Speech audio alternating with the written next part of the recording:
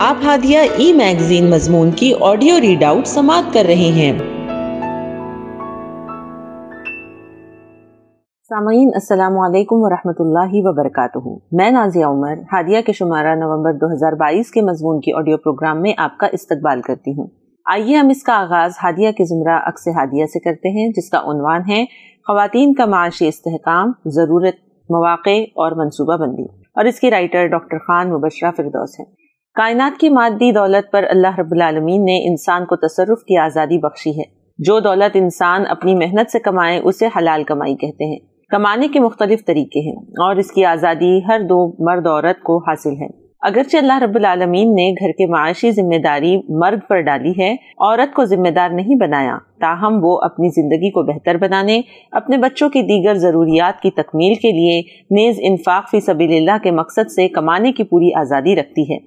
معاش حیات انسانی کا وہ اہم ترین شعبہ ہے کہ عمر عزیز کا بیشتر حصہ غم فرات میں گزرتا ہے۔ صبح سے شام اور شام سے صبح ایک ہی فکر انسان کو گھائل کیے رکھتی ہے کہ اسے بہر صورت ضروریات زندگی کے حصول کو یقینی بنانا ہے۔ عارضی معاش کی صورت میں ایک نادیدہ سا خوف سائے کے مانند انسان کے ساتھ ساتھ رہتا ہے اور مستقل معاش کی تگ و دو کے لیے ایک محرک کا کردار ادا کرتا ہے۔ یہی وجہ ہے کہ مذہب اسلام نے اس فطرت انسانی کا خاص خیال رکھا ہے اور جا بجا حصول معاش کی دوڑ دھوپ کا حکم دیا ہے۔ اللہ تعالیٰ کا ارشاد ہے وَإِذَا قُضِيَتِ الصَّلَاةُ فَانتَشِرُوا فِي الْأَرْضِ وَابْتَغُوا مِن فَضْلِ اللَّهِ، جب تم نماز ادا کر چکو تو پھیل جاؤ اور اللہ کا فضل تلاش کرو۔ عَلِمَ أَن سَيَكُونُ مِنكُم مَّرْضَىٰ وَآخَرُونَ يَضْرِبُونَ فِي الْأَرْضِ يَبْتَغُونَ مِن فَضْلِ اللَّهِ، وہ جانتا ہے کہ تم میں سے بعض بیمار ہوں گے، بعض دوسرے زمین میں چل پھر کر اللہ کا فضل تلاش کر رہے ہوں گے۔ معاش انسان کا بہتر سے بہتر ہونا ضروری ہے۔ اس کے لیے سرور دو عالم صلی اللہ علیہ وسلم نے دعا سکھلائی، اللہم انی اسألک الہدی والتقی والعفاف والغنی، اے اللہ میں آپ سے ہدایت، تقوی، عفت اور توانگری کا سوال کرتا ہوں۔ حضرت عمرو بن العاص رضی اللہ عنہ سے ارشاد فرمایا، نعم المال الصالح مع الرجل الصالح، نیک آدمی کے لیے اچھا مال کیا ہی خوب ہے۔ نبی کریم صلی اللہ علیہ وسلم نے حضرت انس ہی کے لیے کثرت اولاد کے ساتھ فراخی رزق کی بھی دعا فرمائی۔ ارشاد فرمایا، اللہم اکثر مالہ وولدہ، اے اللہ انس کے مال اور اولاد میں کثرت فرما۔ قرآن کریم نے تجارت کے لفظ کو بار بار دہرایا ہے، اس لیے کہ اللہ تعالیٰ نے تجارت کے پیشے میں بہت برکت رکھی ہے۔ حدیث میں بھی تجارت کی بڑی فضیلت آئی ہے۔ آپ صلی اللہ علیہ وسلم نے فرمایا کہ 10 حصوں میں سے 9 حصہ رزق اللہ نے تجارت میں رکھا ہے۔ امام ابراہیم نقی رحمہ اللہ سے سوال کیا گیا کہ آپ کی نظر میں سچا تاجر زیادہ بہتر ہے یا وہ شخص جس نے اپنے آپ کو عبادت کے لیے وقف کر رکھا ہے؟ آپ نے فرمایا کہ میرے نزدیک سچا تاجر زیادہ بہتر ہے، اس لیے کہ وہ حالت جہاد میں ہے۔ شیطان ہر طرف سے اسے پھسلانے کی کوشش کرتا ہے، کبھی ناپ تول میں کمی بیشی کا کہتا ہے تو کبھی لین دین میں مکر بازی کی چالیں سمجھاتا ہے، لیکن وہ تاجر ان سب سے انکار کر کے جہاد کرتا ہے۔ عہد رسالت میں صحابیات تجارت اور دیگر ذرائع معاش سے وابستہ تھیں، جن کا تذکرہ ذیل میں کیا جاتا ہے۔ تجارت صحابیات میں سے حضرت اسماء بنت مخزمہ رضی اللہ عنہا عطر کا کاروبار کرتی تھی۔ انسان کی فطرت ہے کہ وہ خوشبو کو پسند کرتا ہے اور بدبو سے نفرت کرتا ہے۔ اسلام جو کہ دین فطرت ہے، خوشبو کی ترغیب دیتا ہے۔ نبی کریم صلی اللہ علیہ وسلم ہمہ وقت خوشبو سے معطر رہتے تھے۔ ابن سعد رضی اللہ عنہ فرماتے ہیں کہ ان کا بیٹا عبداللہ بن ربیعہ یمن سے عطر خرید کر انہیں بھیجتا تھا اور وہ اسے فروخت کرتی تھی۔ ربیع بنت معوذ کہتی ہیں کہ ہم چند عورتوں نے ان سے عطر خریدا، جب انہوں نے ہماری بوتلیں عطر سے بھر دی تو گویا ہوئی، میری جو رقم تمہاری ذمہ واجب الادا ہے مجھے لکھ دو۔ اس سے معلوم ہوتا ہے کہ وہ عطر کی خرید و فروخت نقد کے ساتھ ساتھ ادھار پر بھی کیا کرتی تھی۔ حضرت خولہ بنت توقیت رضی اللہ عنہا اس قدر عطر فروخت کرتی تھی کہ وہ عطارہ کے نام سے مشہور ہو گئی تھی۔ جب وہ رسول صلی اللہ علیہ وسلم کے گھر تشریف لاتی تو آپ صلی اللہ علیہ وسلم انہیں عطر کی خوشبو سے پہچان لیا کرتے تھے۔ ایک دن وہ آپ صلی اللہ علیہ وسلم کے گھر تشریف لائی تو آپ صلی اللہ علیہ وسلم نے حضرت عائشہ رضی اللہ عنہا سے فرمایا کہ تم نے ان سے کچھ خریدا نہیں؟ انہوں نے عرض کیا کہ یا رسول اللہ صلی اللہ علیہ وسلم، آج یہ عطر فروخت کرنے کی غرض سے نہیں بلکہ اپنے خاوند کی شکایت لے کر آئی ہے۔ تو آپ صلی اللہ علیہ وسلم نے ان کی شکایت کا ازالہ کیا۔ حضرت قبض رضی اللہ عنہا عطر فروشی کا کام کرتی تھی۔ حضرت صاحب فرماتے ہیں کہ ایک مرتبہ میری والدہ آپ صلی اللہ علیہ وسلم کے پاس عطر فروخت کرنے کے غرض سے حاضر ہوئیں۔ نبی کریم صلی اللہ علیہ وسلم نے عطر کی خریداری کے بعد ان سے ان کی حاجت کے بارے میں دریافت فرمایا۔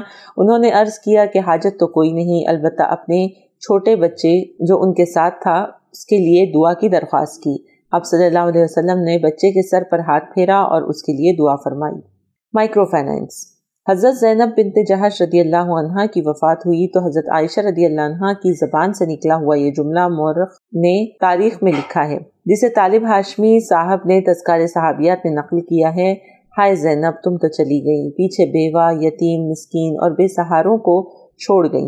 اس جملے کے پیچھے وجوہات یہی تھی کہ حضرت زینب رضی اللہ عنہا چمڑے کی دباغت کرتی، اس چمڑے سے مشکیزے اور مجاہدین کے زخموں پر باندھنے والے جبرے تیار کرتی اور اس سے جو آمدنی ہوتی اس سے بیوہ، یتیم، مسکین اور بے سہاروں کی مدد کرتی۔ طبابت۔ عہد رسالت میں بہت سے صحابیات طبابت کے پیشے سے بھی وابستہ تھی۔ صحابیات جنگوں میں رسول اللہ صلی اللہ علیہ وسلم کے ہمراہ تشریف لے جاتی اور زخمیوں کی مرہم پٹی کا فریضہ سر انجام دیا کرتی تھی۔ ان میں سے ایک بنو اسلم کی حضرت رفیدہ انصاریہ رضی اللہ عنہا بھی تھی۔ ابن اسحاق سے مروی ہے، غزوہ خندق میں جب حضرت سعد رضی اللہ عنہ تیر سے زخمی ہو گئے تو نبی کریم صلی اللہ علیہ وسلم نے ارشاد فرمایا کہ انہیں رفیدہ کے خیمے میں منتقل کر دیا جائے تاکہ میں قریب سے ان کی عیادت کر سکوں۔ نبی کریم صلی اللہ علیہ وسلم ان کے خیمے کے پاس سے گزرتے تو سعد رضی اللہ عنہ کا حال دریافت فرماتے کہ صبح طبیعت کیسی تھی اور شام کیسی گزری، تو سعد رضی اللہ عنہ آپ صلی اللہ علیہ وسلم کو اپنا حال بتاتے۔ حضرت انس رضی اللہ عنہ سے روایت ہے کہ غزوات میں ام سلیم رضی اللہ عنہا اور انصار کی عورتیں نبی کریم صلی اللہ علیہ وسلم کے ہمراہ ہوتی تھی، جو جنگ کے دوران پانی بھر کر لاتی اور زخمیوں کی مرہم پٹی کیا کرتی تھی۔ ام عطیہ رضی اللہ عنہا فرماتی ہیں کہ میں 7 غزوات میں نبی صلی اللہ علیہ وسلم کے ہمراہ رہی۔ میں مجاہدین کے لیے کھانا بناتی، زخموں کی مرہم پٹی کرتی اور بیماروں کی دوا کرتی تھی۔ حضرت انس رضی اللہ عنہ سے مروی ہے کہ جناب نبی کریم صلی اللہ علیہ وسلم نے انصار کی عورتوں کو بخار اور کانوں کے امراض کے علاج کی اجازت دی تھی۔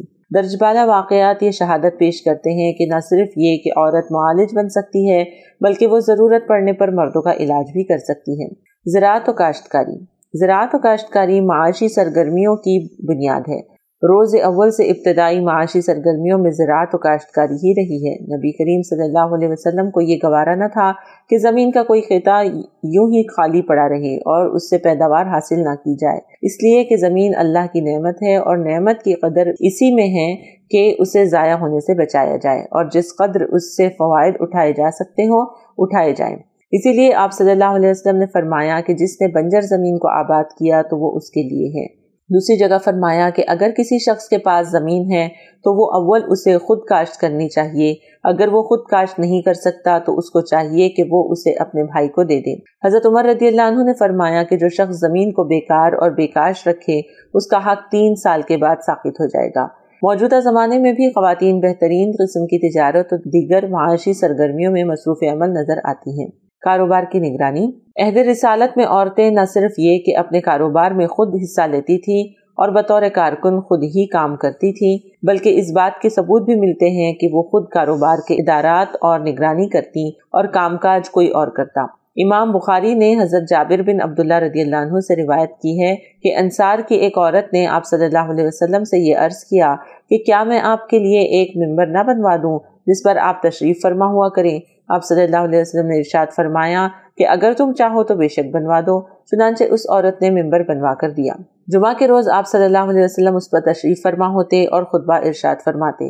حضرت خدیجہ رضی اللہ عنہا کی تجارت بھی کچھ اسی طرح کی تھی کہ وہ اپنا مال مزاربت پر لگا دے کر خود کاروبار کی نگرانی کرتی تھی اور منافع مزاربین اور اپنے مابین تقسیم کر لیتی تھی۔ آپ نے نبی کریم صلی اللہ علیہ وسلم کو بھی مزاربت کی بنیاد پر مال دیا تھا، جسے آپ صلی اللہ علیہ وسلم نے فروخت کیا تو 2 گنا منافع ہوا تھا۔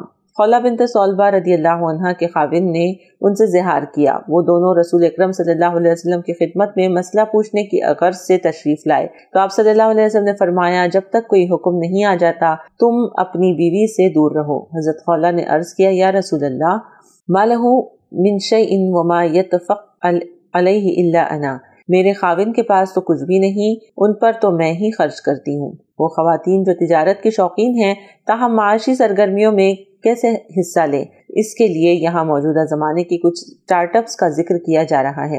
ہمیں امید ہے کہ ہماری خواتین کے لیے یہ نہایت کارآمد رہیں گے۔ موجودہ دور کی خواتین کے لیے مختلف ذرائع معاش کی تجاویز۔ درجہ بالا واقعات کی روشنی میں خواتین گھریلو دستکاری کو احسن طریقے سے فروغ دے سکتی ہیں، جن میں سلائی، کڑھائی، ملبوسات پر فینسی کام، قالین بافی، کھانے پینے کی اشیاء کے خام مال کی تیاری، چھوٹے پیمانے پر مختلف اشیاء کی پیکنگ، کھیلوں کے سامان کی تیاری وغیرہ شامل ہے۔ یہ کام وہ بذات خود بھی سر انجام دے سکتی ہیں، اور اگر وہ ملازمین کے ذریعے کروانا چاہیں تو اس میں بھی کوئی حرج نہیں۔ مثال کے طور پر وہ ویکیشنل ٹریننگ انسٹیٹیوٹ میں فیشن ڈیزائننگ، ٹیلرنگ اور کمپیوٹر اپلیکیشنز کے 3 سے 8 ماہ تک کے کورسز مفت کروائے جاتے ہیں اور ماہانہ وظیفہ بھی دیا جاتا ہے۔ خواتین کو چاہیے کہ وہ ان اقدامات سے فائدہ اٹھائیں اور اپنے گھروں میں کمپیوٹر کورسز، چھوٹے پیمانے پر سافٹ ویئر کی تیاری، ویڈیو ایڈیٹنگ اور ویب ڈیزائننگ کر کے اپنے معیاری زندگی بلند کریں۔ یہاں بالکل نئے اسٹارٹ اپ کے کچھ نمونے آپ کے رہنمائی کے لیے ہم بیان کر رہے ہیں۔ خواتین کی کار ڈرائیونگ۔ شہروں میں کار ڈرائیونگ جاب کرنے والی خواتین کے لیے ناگزیر ہو گیا ہے۔ اسی طرح بچوں کو اسکول سے پک اینڈ ڈراپ کرنا، آؤٹنگ، شاپنگ اور دوسری ضروریات کے لیے جانا، ہندوستان کے ماحول میں خواتین کا کار ڈرائیو کرنا عام ہوتا جا رہا ہے۔ مسئلہ یہ ہے کہ خواتین کار ڈرائیونگ سیکھنا چاہے تو مردوں سے کیسے سیکھیں؟ سکھانے والی خاتون میسر ہو تو سہولت ہو۔ ایک خاتون اپنی معاشی تگودو کی کہانی سناتے ہوئے کہتی ہے، ایکچولی میری سہیلی کو کار سیکھنی تھی۔ اس کے شوہر کا خیال تھا کہ کار سیکھ لوں مگر کسی خاتون سے سیکھوں۔ مجھے آلریڈی گاڑی چلانی آتی تھی تو میں نے اس سے کہا کہ میں سکھا دیتی ہوں۔ اس کے گھر پر اس وقت سب مصروف تھے تو کسی کے پاس اسے کار سکھانے کے لیے وقت بھی نہیں تھا۔ میں نے اسے سکھا دیا۔ اس کے بعد اس کی بڑی بھابھی نے مجھ سے خواہش ظاہر کی۔ انہوں نے بھی مجھ سے کہا کہ آپ نے اسے سکھایا ہے تو مجھے بھی سکھا دیجیے۔ یوں 1 سے 2، 2 سے 3 ہوئے اور میں سکھانے لگی۔ بس یہیں سے میرے بزنس کا آغاز ہوا تھا۔ ابتدا میں کوئی کلیئر آئیڈیا نہیں تھا۔ پھر میں نے RTO میں جا کر معلومات حاصل کی، دوسرے ڈرائیونگ سکولز تھے، ان کے بارے میں، ان کے طریقوں کے بارے میں ساری معلومات حاصل کی۔ RTO کے آفیسرز نے مجھے پوری طرح سے تسلی دی، ساری معلومات دی، جیسے کہ فارم کیسے سبمٹ کیا جائے، ایجوکیشن کیا ہونی چاہیے، ایکسپیرینس کیسا ہونا چاہیے وغیرہ۔ یہ ساری چیزیں مجھے بتائیں اور میں نے اس طرح بزنس سٹارٹ اپ کیا۔ نمبر 1، موٹر میکینیکل مکمل ہونا چاہیے۔ سب سے پہلے ضروری ہے کہ کار چلانے کا ایکسپیرینس اور ٹرانسپورٹ لائسنس 5 سال کا ہونا چاہیے۔ مختلف شہروں میں موٹر میکینیکل کے انسٹیٹیوٹ ہیں، وہاں کا سرٹیفکیٹ ہونا چاہیے۔ وہاں پر جو ریٹائرڈ آفیسر ہوتے ہیں وہ ٹریننگ دیتے ہیں، آپ کو وہ ورکشاپ اور ٹریننگ مکمل کرنی چاہیے۔ کار اپنی ہونی چاہیے۔ ڈرائیونگ اسکول کی جو عمارت ہے اس کا کمپلیشن لیٹر چاہیے۔ آفس میں پورا سیٹ اپ ہونا چاہیے۔ بتایا جاتا ہے کہ کتنے PC چاہیے، یہ سب چیزیں کمپلیٹ کر سکتی ہیں۔ اسٹوڈنٹ کے بیٹھنے کے لیے ڈیسک ہونے چاہیے، لرننگ لائسنس کے لیے PC ہونی چاہیے۔ جو معلومات ہمیں اسٹوڈنٹس کو دینی ہے وہ ہمیں PC پر بتانی پڑتی ہے۔ RTO کے کچھ ضابطے، قوانین و قواعد ہیں، اس کے YouTube پر بہت سارے ویڈیوز ہیں، وہ ضوابط بتانے پڑتے ہیں۔ نمبر 4، آفس کے سیٹ اپ میں آپ کا 1 سے 1.5 لاکھ خرچ آ جاتا ہے، کیونکہ اس میں PC رہتے ہیں۔ پروفیسر کے لیے کیبن اور لیپ ٹاپ، ٹیبل، چیئر چاہیے۔ آپ کو کیمرہ چاہیے جو آپ کے آفس کی نگرانی کرے گا۔ کارز میں آپ کے 5 سے 6 لاکھ روپے چلے جاتے ہیں۔ نمبر 5، ہمیں پہلے RTO میں فارم پر کرنا ہوتا ہے۔ ہم ڈرائیونگ اسکول شروع کر رہے ہیں، پھر وہاں سے اجازت ملتی ہے، پھر کار کو ہمیں ڈویل کنٹرول کروانا پڑتا ہے۔ ڈویل کنٹرول کروانے کے لیے RTO سے ہی پرمیشن لیٹر لینا ہوتا ہے۔ اس کے علاوہ RTO کے کچھ ورکشاپس ہوتے ہیں، وہ مکمل کرنے ہوتے ہیں۔ کار لرنر کے سائڈ پر جو ٹرینر سیٹ ہوتی ہے ان کے پیروں کے نیچے کلچ اور بریک کی سسٹم کر کے ملتی ہے۔ اس کے علاوہ آفس کے سب ڈاکیومنٹس، آپ کے ایکسپیرینس اور ایجوکیشن کے ڈاکیومنٹس ہمیں RTO میں سبمٹ کرنا پڑتا ہے۔ نمبر 6، کار سیکھنا آج کے لیے ایک ضرورت بن چکی ہے۔ ہم دیکھتے ہیں کہ بہت ساری خواتین جو سرکاری دفتروں میں کام کر رہی ہیں، ان کے علاوہ جو ٹیچرز ہیں جن کے اسکول شہر سے باہر ہیں، اگر ان کے پاس کار نہ ہو تو انہیں آنے جانے میں بہت زیادہ پریشانی کا سامنا کرنا پڑتا ہے۔ جو خواتین ڈاکٹرز ہیں یا جن کے گھر شہر سے دور ہیں، انہیں روزانہ سفر کرنا ہوتا ہے، اور اگر وہ کار سیکھ لیں تو یہ ان کے لیے آسانی ہے۔ اور بعض اوقات لوگ یہ دھیان بھی نہیں دیتے کہ کون چلا رہا ہے۔ اگر آپ کو کار چلانی آتی ہے تو موسم کا بھی مسئلہ نہیں ہوتا۔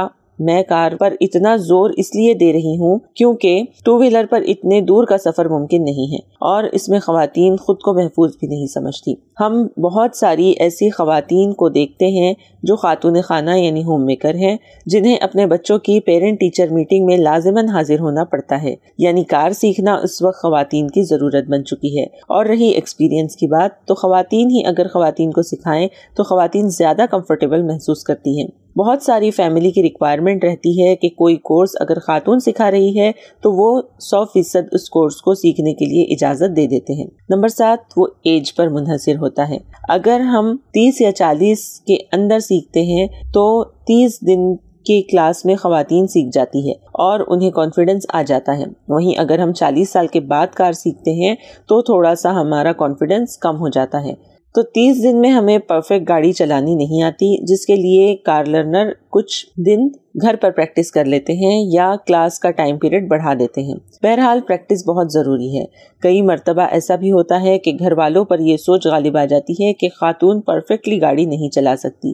یہ سوچ بھی خواتین کا کانفیڈنس ختم کر دیتی ہے، یا گھر کے افراد ایک ضد یا خواتین کی ضرورت کی وجہ سے انہیں گاڑی تو سکھا دیتے ہیں لیکن انہیں پریکٹس کے لیے وقت اور گاڑی نہیں دیتے۔ نمبر 8، میرا یہ سفر ٹو ویلر کے سکھانے سے شروع ہوا تھا۔ تب میرے پاس 2 اسکوٹی تھی، لیکن ساتھ ہی میں نے RTO سے پرمیشن لے کر 4 ویلر سکھانا بھی شروع کیا۔ آلریڈی میری بہت ساری خواتین سے جان پہچان ہو چکی تھی، جس کی وجہ سے سب کو میری ڈرائیونگ اسکول کے بارے میں معلومات تھی۔ خواتین کی ریکوائرمنٹ کے حساب سے میں نے خواتین کے لیے ڈرائیونگ اسکول شروع کیا۔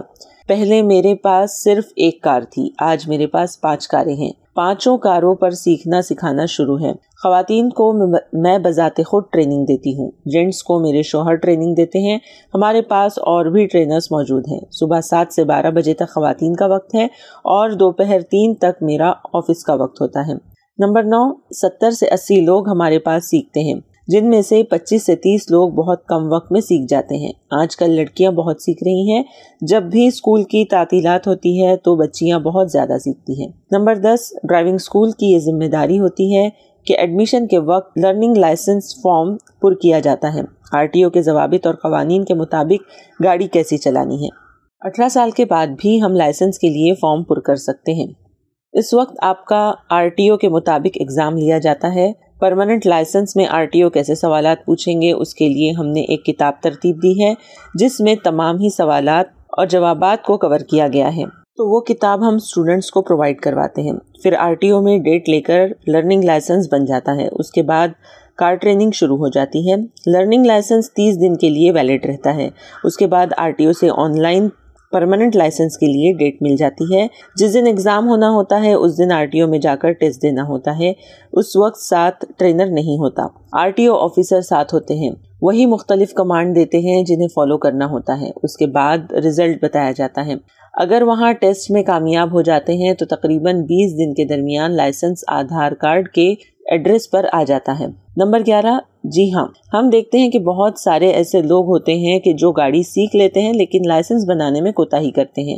یہ کوتاہی کرنا بہت غلط ہے، ایسا نہیں ہونا چاہیے۔ لائسنس لازماً بنانا چاہیے۔ جیسے ہم ڈاکٹر کے پاس جاتے ہیں تو میڈیکل لازماً لیتے ہیں، ایسا نہیں کرتے کہ ڈاکٹر کو دکھاتے ہی ہماری طبیعت ٹھیک ہو جاتی ہے۔ مطلب ہمیں کار چلانی آ گئی اور ہم کار چلا رہے ہیں تو یہ کار چلانا لائسنس کے بغیر ٹھیک نہیں ہے۔ لیگل لائسنس کی پروسیس کرنا بیسٹ ہے۔ نمبر 12، جو 30 دن کی ٹریننگ ہے اس میں ہی آپ کو سب سکھایا جاتا ہے، جیسے انجن چیک کرنا وغیرہ۔ جو بھی چھوٹی چھوٹی معلومات ہوتی ہے، عام معلومات جو ہر کسی کو معلوم ہونی چاہیے، وہ ساری معلومات بتائی جاتی ہے۔ اور کوئی بھی مائنر پرابلم اگر گاڑی میں آ جاتا ہے تو صرف کیسے ٹھیک کیا جاتا ہے اس کی بھی ٹریننگ دی جاتی ہے، لیکن ایسا بہت کم ہوتا ہے۔ ہمیں ہمیشہ گاڑی چلاتے وقت بے احتیاطی سے بچنا چاہیے۔ یہ ساری چیزیں ڈرائیونگ اسکول میں آپ کو سکھایا جاتا ہے۔ نمبر 13، میں وہی کہوں گی کہ جن کو بہت اچھی طرح کار چلانی آتی ہے یا جن کے دل میں ایسا خیال ہے کہ مجھے کچھ الگ کرنا ہے، تو میرا مشورہ یہی ہے کہ آپ اس فیلڈ میں آئیے۔ یہ بہت اچھا بزنس بھی ہے اور ایک نئی فیلڈ بھی۔ عبایا بیچنے سے فیکٹری کا سفر۔ ایک دوست کے مشورے پر میں نے عبایا بیچنا شروع کیا تھا۔ میں اس خاتون سے اپنی فیملی تنازعات کے سلسلے میں کاؤنسلنگ کے لیے رجوع کرنے گئی تھی۔ وہ میرے بہت تکلیف دہ دن تھے۔ میری دوست نے ابایا بیچنے کا مجھے آئیڈیا دیا. میں نے ابایا خرید کر بیچنے شروع کیے. مجھے اس نے زیادہ منافع نہیں ملتا تھا، لیکن یہ آئیڈیا آ گیا کہ میں کپڑا خرید کر سلوا سکتی ہوں. میرے ذہن میں ڈیزائن ہوتے ہیں اور میں ابتدا میں 2 خواتین سے سلوانے لگی. جب سلے ہوئے ابایا کو میں نے خوبصورت لیبل لگا کر فروخت کرنا شروع کیا تو نسبتاً آمدنی زیادہ ہوئی. یہی میری زندگی کی اچھی شروعات تھی. اب مجھے اسے بہترین اور تاریخی شروعات میں تبدیل کرنا تھا. میں نے سلنے کے لیے کپڑا آرڈر کرنا شروع کیا، مشینوں کی تعداد بڑھائی، اپنے ہی گھر کے تہخانے میں ابایا تیار کرنے کا سیٹ اپ لگوا دیا. جدید مارکیٹنگ میں کسٹمائز کا اعلان لوگوں کو زیادہ متوجہ کرتا ہے. سوشل میڈیا پر مارکیٹنگ ایڈ کے ساتھ ساتھ کسٹمائز کی سہولت نے خواتین کو متوجہ کیا اور آرڈر زیادہ آنے لگے. آج 10 سال کے عرصے میں ابایا بیچنے کی ابتدا نے اس مقام پر لا کھڑا کیا کہ میرے پاس 300 خواتین سلائی کرنے دن بھر میں آتی ہے. ابایا کے آرڈرز بھی ہیں. میرے گھر کے تنازعات تو کب کے ہوا ہو گئے. اب صرف ترقی اور خوشحالی کا راج ہے. سچ ہے، اللہ جسے چاہتا ہے بے حد و حساب دولت سے نوازتا ہے. میز چلانے والی کامیاب خاتون. یہ ان دنوں کی بات ہے جب میرے شوہر کا ایکسیڈنٹ ہو گیا اور وہ بستر سے لگ گئے. میرے لیے اچانک افتاد تھی. معاشی تنگی اور 3 چھوٹے بچے. میں نے دیکھا کہ خوشحالی میں سبھی رشتہ دار آپ کے قریب رہتے ہیں، لیکن جو ہی پریشانیاں بڑھتی ہیں سبھی رشتے اور تعلقات آپ سے کٹ جاتے ہیں. میں ذہنی طور پر پریشان رہنے لگی تھی. کوئی راہ سجھائی نہ دیتی تھی. تب میں نے اپنے شہر کے دور دراز سے تعلیم حاصل کرنے والے 2-3 طلبہ کو ٹفن تیار کر کے دینے کا وعدہ کیا. میری کوشش ہوتی کہ صفائی کا اہتمام کروں. ان طلبہ سے انسیت سی ہو گئی اور میں نے انہیں گھر جیسا کھانا فراہم کیا. بزنس میں آپ کو اپنے گاہک کا بہی خواہ ہونا چاہیے، تبھی آپ کی چیزوں کو لوگ قدر کی نگاہ سے دیکھتے ہیں. ان طلبہ نے اپنے ساتھیوں کو متعارف کروایا. چند ماہ میں 40 ڈبے تیار کرنے لگی اور آج 10 سال ہوتے ہوتے میرے گھر میں کئی ملازم اور ملازمائیں ہیں. پورے شہر کے طلبہ و طالبات اور مسافر و مزدوروں کے لیے ٹفن تیار ہوتا ہے.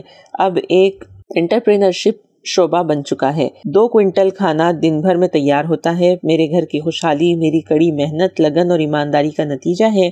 میرا سٹارٹ اپ تو 0 سے سٹارٹ ہوا. گھر ہی کے موجود راشن سے 2 طلبہ کے ٹفن بنے تھے. رفتہ رفتہ یہ سلسلہ بڑھتا ہی چلا گیا. ہادیہ مضمون کی آڈیو سماعت کرنے کے لیے شکریہ. امید ہے کہ آپ کو پسند آیا ہوگا. ہمیں آپ کے مشورے کا انتظار رہے گا. اپنا مشورہ، تبصرہ اور مضامین editor@hadia.in پر ارسال کریں اور ہادیہ ای میگزین کے مضامین کو پڑھنے کے لیے ویب سائٹ www.hadia.in سبسکرائب کریں. انشاءاللہ ہم اگلے ہادیہ ای میگزین کے شمارے سے دلچسپ مضامین کی آڈیو لے کر حاضر ہوں گے. تب تک کے لیے اجازت. اللہ حافظ.